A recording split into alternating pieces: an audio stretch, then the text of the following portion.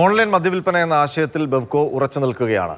വാതിൽപ്പടി മദ്യവിതരണത്തിനുള്ള അനുമതി തേടി വീണ്ടും സർക്കാരിനെ ബെവ്കോ സമീപിച്ചു. കഴിഞ്ഞ മാസമാണ് പുതിയ അപേക്ഷ നൽകിയത്. കോർപ്പറേഷന്റെ മദ്യവിൽപ്പന ഇതിലൂടെ വർദ്ധിക്കുമെന്നാണ് ബെവ്കോയുടെ വാദം.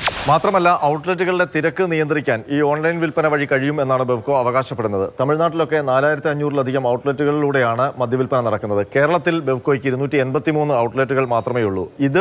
ഈ ഓൺലൈൻ വിൽപ്പന ആരംഭിച്ചാൽ ഇവിടുത്തെ തിരക്കുകൾ നിയന്ത്രിക്കാൻ കഴിയും എന്നാണ് ബെവ്കോ അവകാശപ്പെടുന്നത്. മറ്റൊരു പ്രശ്നം, കുട്ടികളൊക്കെ മദ്യം വാങ്ങാൻ ഓർഡർ നൽകില്ലേ എന്നുള്ളതാണ്. പക്ഷേ വിൽപ്പന നടക്കുമ്പോൾ ഈ ഓൺലൈൻ ഡെലിവറി ബോയ് കൃത്യമായി ID കാർഡ് പരിശോധിച്ച് പ്രായം ഉറപ്പുവരുത്തിയ ശേഷം മാത്രമേ ഈ മദ്യവിൽപ്പന നടത്തൂ എന്നുള്ള ഒരു ഉറപ്പ് ബെവ്കോ നൽകുന്നുണ്ട്. മാത്രമല്ല, ആ സോഫ്റ്റ്വെയറും അതിൻ്റെ ആപ്പും ബെവ്കോ കൃത്യമായി നിയന്ത്രിക്കും എന്നും ബെവ്കോ ഈ ശുപാർശയിൽ വ്യക്തമാക്കുന്നുണ്ട്.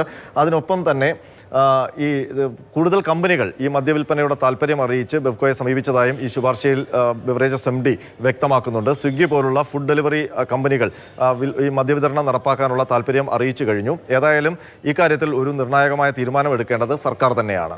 കേരളത്തിൽ ഇക്കാര്യത്തിൽ കുറച്ച് യാഥാസ്ഥിതികമായിട്ടുള്ളൊരു സമീപനമാണല്ലോ എല്ലാ കാലത്തും പുലർത്തിപ്പോരുന്നത്. ഇപ്പോൾ മറ്റ് സംസ്ഥാനങ്ങളിൽ ഇതൊക്കെ നടപ്പാക്കാൻ നേതൃത്വം കൊടുക്കുന്നവർ തന്നെ ഇവിടെ നടപ്പാക്കിയാൽ അനുകൂലിക്കാറില്ല.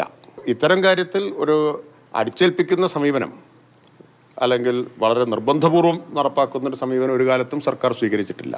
ഓൺലൈൻ വിൽപ്പന മദ്യത്തെ സാർവത്രികമാക്കുമെന്നാണ് എതിർക്കുന്നവർ പറയുന്നത്. ബെവ്കോയുടെ പദ്ധതിക്കെതിരെ കടുത്ത എതിർപ്പുമായി KCBCയും പ്രതിപക്ഷവും രംഗത്തെത്തി.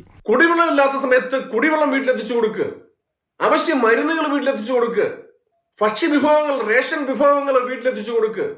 മദ്യം ഏതു വിധേനയും വീടുകളെത്തിച്ച് അമ്മ പെങ്ങന്മാരുടെ കണ്ണീരിന്റെ പണത്തെ കൈക്കലാക്കി മുന്നോട്ട് നീങ്ങാനാണ് നീക്കമെങ്കിൽ അതിന് ശക്തമായി തടയിടും, യാതൊരു സംശയവും വേണ്ട. സുലഭമായിട്ട് ഒഴുകിക്കൊടുക്കാൻ നടപടി സ്വീകരിക്കുക ഗവൺമെന്റ് ചെയ്യുക എന്ന് പറഞ്ഞാൽ അവർ ഈ സമൂഹത്തോട് ചെയ്യുന്നത് തെറ്റായ സന്ദേശം നൽകലാണ്. ഓൺലൈൻ മദ്യവിൽപ്പന എന്നത് ബെവ്കോയുടെ ചിരകാല അഭിലാഷമാണെങ്കിലും സർക്കാരിന്റെ അനുമതി ലഭിക്കാനുള്ള സാധ്യത വളരെ കുറവാണ്.